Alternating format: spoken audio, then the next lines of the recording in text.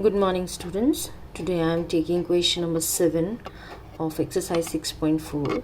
You are given a square, let us name it as ABCD.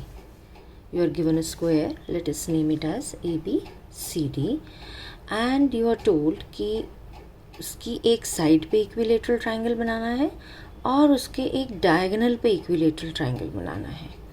ये AC diagonal है तो ये side पे इक्विलेटरल ट्रायंगल बना दिया और एक डायगोनल पे इक्विलेटरल ट्रायंगल बना दिया. You have to prove that the area of this equilateral triangle AQC यानी that on the diagonal is equal to 2 times the area of BPC. या यूँ कहिए कि जो साइड के ऊपर इक्विलेटरल ट्रायंगल बनेगा it is half the area of the triangle made on the diagonal. Now here you know, क्योंकि ये इक्विलेटरल ट्रायंगल है BPC, सारे एंगल 60-60 के होंगे. इसी तरह AQC भी इक्विलेटरल ट्रायंगल है, ये भी सारे एंगल 60-60 के होंगे. Therefore, triangle ACQ is similar to BCP और BCP is similar to ACQ क्योंकि ये AA similarity है because both of them are equilateral triangles. Shape एक जैसी होगी. अब area of triangle ACQ upon area of triangle BCP, ये इन दोनों का रेशियो, या हमने BCP ऊपर लिख लिया तो area of triangle BCP upon area of triangle ACQ is, जो आपने थ्योरम पढ़ी थी, साइड्स के रेशियो का स्क्वायर, यानी कि BC अपॉन AC का स्क्वायर. अब आप जानते हैं square of a diagonal, diagonal of a square क्या लेंथ होती है इसकी. अगर आपको डायरेक्ट याद है a√2 तो भी ठीक है, नहीं तो हम पाइथागोरस थ्योरम भी लगा सकते हैं.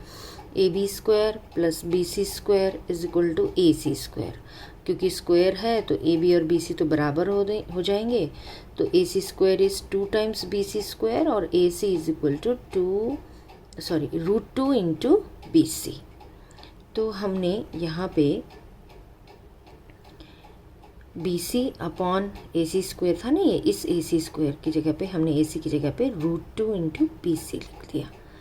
अब जब BC से BC कट गया 1/√2 का स्क्वायर करेंगे तो it will come out to be 1/2. Therefore, area BCP upon area ACQ is 1/2 और area BCP is equal to 1/2 into area ACQ. This is a very important question और ये board में कई बार पूछा भी गया है. कमिंग टू क्वेश्चन नंबर 8, आपको कहा गया है कि एक ट्रायंगल ABC है, इक्विलेटरल है और D उसका मिड पॉइंट है BC का, और BD को लेकर भी एक इक्विलेटरल ट्रायंगल बनाया गया है.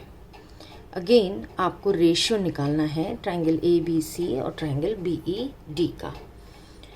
तो क्योंकि ये दोनों इक्विलेटरल ट्रायंगल्स हैं, अगेन आप डायरेक्ट लिख सकते हैं triangle ABC is similar to triangle BED by AA similarity because both of them are equilateral triangles. Shape same होगी.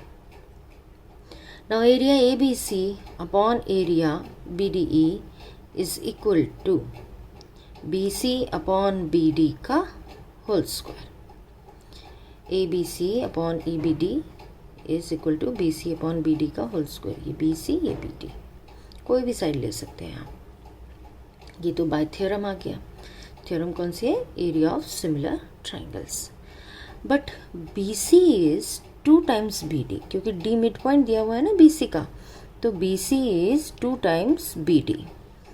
तो यहाँ पे 2BD लिख दिया न्यूमरेटर में अपॉन BD से BD कैंसिल हो गया, तो 2/1 का whole square, that means 4/1. That means area triangle ABC upon area triangle EBD is 4/1 और आपको ये रेशियो ही फाइंड करना था. MCQ दिया हुआ था, करेक्ट ऑप्शन 4/1 हो जाएगी. इसमें डिपेंड करता है आपने ऑर्डर क्या लिया है, क्योंकि क्वेश्चन में पहले आपको ABC और फिर आपको EBD दिया है, तो आपने यही ऑर्डर रखना है इसमें. अगेन क्वेश्चन नंबर 9, ये भी MCQ है और आपको दिया हुआ है कि triangle A B C is similar to triangle P Q R. इसमें हम फिगर ना भी बनाएं तो कोई दिक्कत नहीं है। और आपको ये भी दिया है कि A B upon P Q is 4/9। अब आप जानते हैं area A B C upon area P Q R is nothing but A B upon P Q का होल स्क्वायर। ए बी हुआ 4/9 का whole square. A B upon P Q आपको 4/9 दिया हुआ है ना, तो 4/9 का whole square that will give you 16/81। यहाँ पे ये बहुत ज़रूरी है कि आपने ये ऑर्डर चेंज नहीं करना है, क्योंकि क्वेश्चन में पहले ट्राइंगल ए बी सी और फिर ट्राइंगल पी क्यू आर दिया है, तो एरिया में भी आप area triangle A B C upon area triangle P Q R लिखेंगे।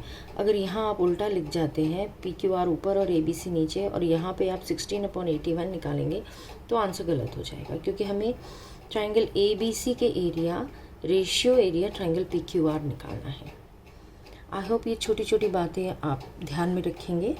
क्वेश्चंस को ध्यान से पढ़ना होता है, और जो ऑर्डर क्वेश्चन में दिया होता है सिमिलैरिटी का या इवन कॉन्ग्रुएंस का, वही सेम ही रखना होता है।